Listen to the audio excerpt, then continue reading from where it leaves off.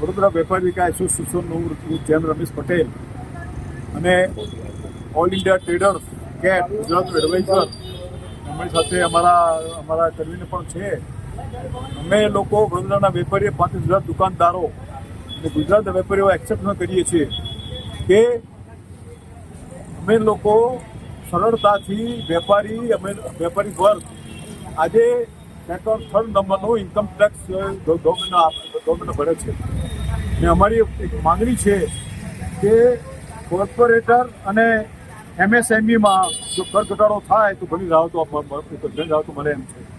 GSTમાં return ફાઇલો અને રિફંડમાં એ લોકો સરળતાની હજુ પણ જરૂર છે, કારણ કે રિફંડને બહુ લોકોને રિફંડ મળતા નથી. એટલા માટે વેપારીઓ પણ બિચારા તકલીફ પડે છે. વેપારીઓને નાણાકીય સહાય સરળતાથી મળે એના પર રસ્તા એ લોકો કરવા જોઈએ.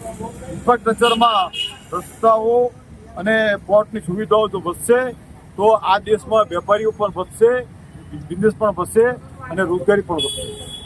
અને નાના અને મધ્યમ વેપારીઓ માટે ભાર ઘટાડવા માટે નિયમો સરળ બનાવવાની ખાસ જરૂર છે.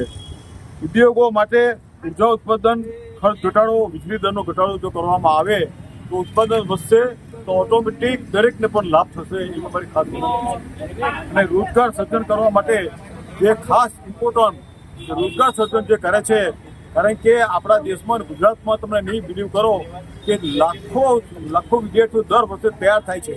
એમની નોકરીઓ માટે તકલીફ પડે છે. તો જે નવી કંપનીઓ જે આવે છે, જે રોજગાર વધારે છે, એ લોકોને પ્રોત્સાહિત કરવી જોઈએ.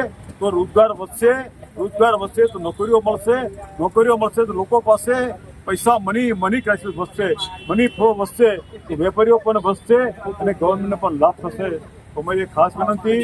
અને જે આ 2 નંબરી અને જે આ ખરેખર અત્યારે પણ જે કરપ્શન એટલું બધું વધી ગયેલું છે એને ઘટાડવા માટે એ નિયમો સરળ કરવા જોઈએ, ઇન્કમ ટેક્સ ઘટાડવો જોઈએ.